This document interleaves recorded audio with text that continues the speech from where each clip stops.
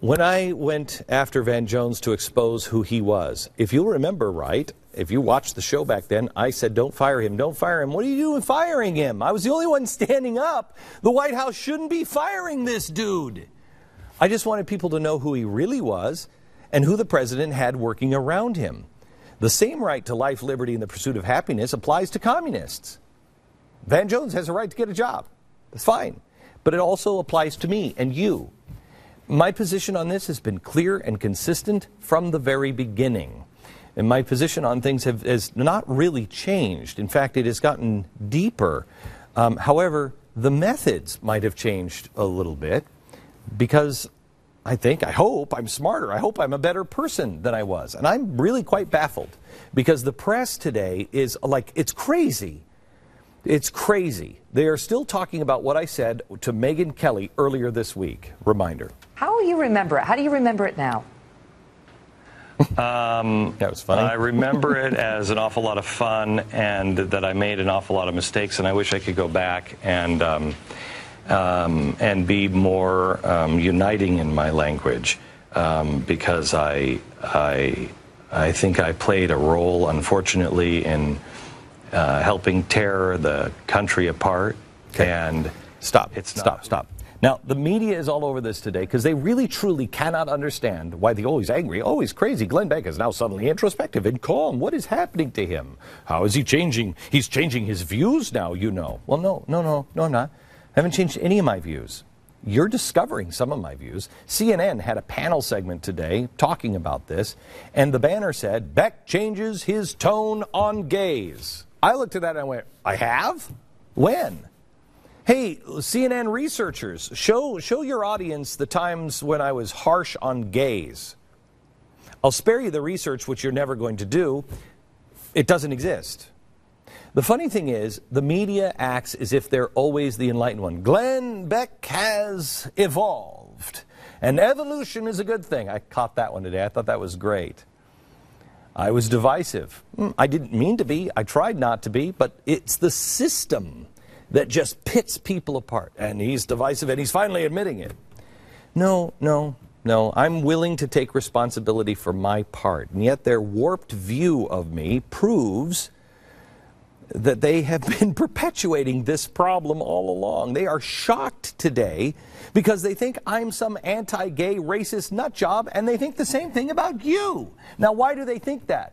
Because the only time they ever reported on me or on you was when some leftist with an agenda at Media Matters sent them some ridiculous out-of-context Glenn Beck alert. And that's the only thing that's ever been newsworthy to them. That's it. They didn't see the CNN or MSNBC report on the Restoring Love event in Dallas. Oh, that's right. CNN, MSNBC, and Fox. Nobody did a report on that. You remember that? And we had truckloads of relief. In fact, it was one of the biggest armies of volunteers that America has seen. Not a peep from the media. I haven't changed. They're just seeing it. I didn't see them report on Mercury One's donations and the work in the aftermath of Hurricane Sandy or any of the other numerous tornadoes and other tragedies that you have done. Because of you, Mercury One has been able to give $14 million to victims of tragedy in under 2 years.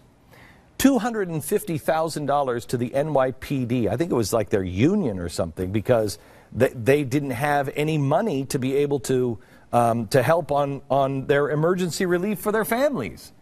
The union guys were like, I don't know what to do. Because that's who we are, dude. You just didn't think so. $500,000 we gave to a struggling hospital in New York City. Joe, is it 500?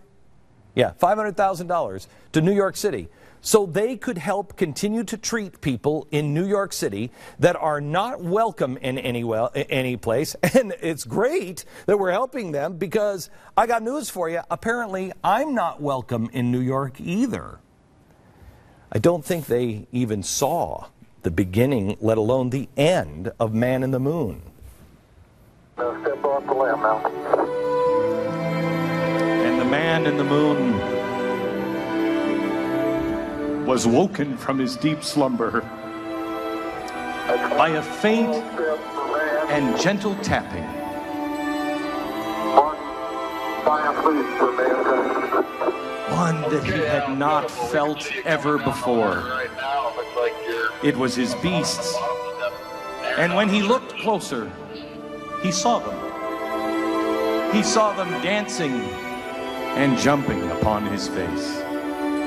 They were dancing together in the glow of the great light. They had done it. They had found their way. They had used their machines to reach toward him, and now they were one. Hello, hello.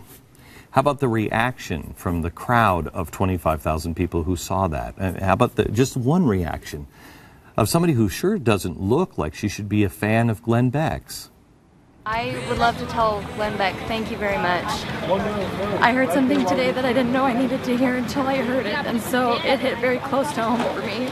And now I know that every day the sun will rise and I can look up to see the moon to remind me that I know the sun will come again. That's our job. That's what we've been trying to do. But they never covered it. They didn't report on the 9/12 project that brought people together on principles and values. They mocked it. They didn't look at it. They didn't believe it. They were cynical. They didn't report on any of this and what you've done. They've just selectively decided to paint all of us in a certain way. May I humbly suggest that the media stop gawking at my introspection and start maybe doing a little introspection of their own. Piers Morgan, this is a record, Piers Morgan had a response I have to commend. Watch. Let's talk seriously though, about the polarization of political debate in America, because Glenn Beck was quite brave, I thought, to say what he said. And if I'm being self-reflective, it doesn't happen very often, but I may as well throw it out there. You know, we mentioned guns there. When I've done the guns debate, I can tell that when I get over angry and get a little bit abusive to the gun people, that it actually doesn't help the debate. That actually all it does is intensify the polarization. How fantastic is that? It means any kind of... How fantastic is that? Okay? He took this as an opportunity to look inward and upward, not just at you. Kudos, Piers. Joe Scarborough, not a friend of this program, responded this way on MSNBC today.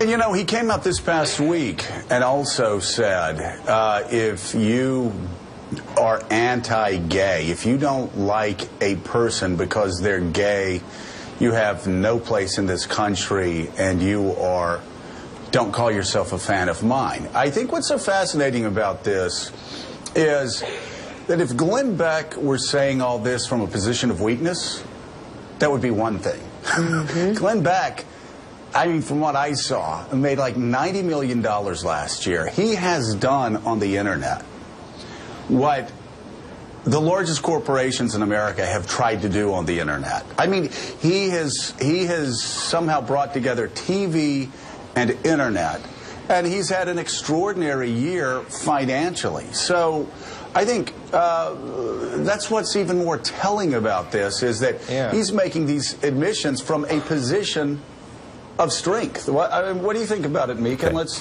toss it around the table. I think I just want to show you that because Joe Scarborough is not a friend of this network. In fact, let me show you what Joe Scarborough said when I left Fox. I'm just saying it outright that Roger Ailes was right, that all of those people that showed up at Glenn Beck's rally were Fox people, were Roger Ailes people, and not Glenn Beck's people. And Glenn Beck will find that out in the coming years.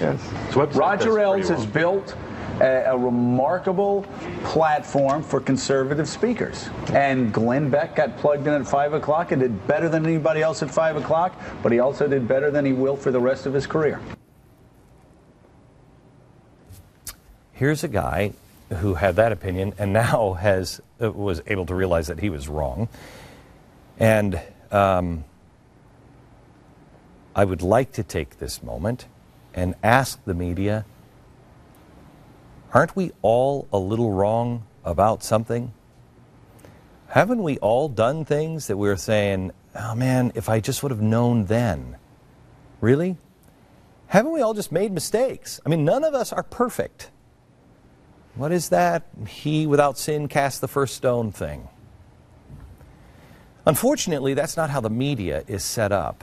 I've asked Tiffany to run as a documentary maybe the Christmas meeting that we had as a company and show you who we are on the inside. They won't understand.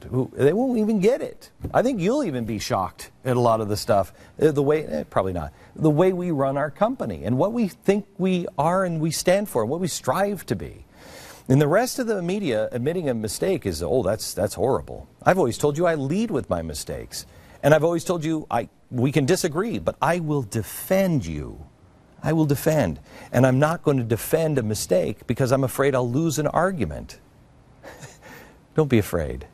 And don't fall into the trap of the 7 crimes. Don't be afraid to think, to know, to care. Coming up on 30.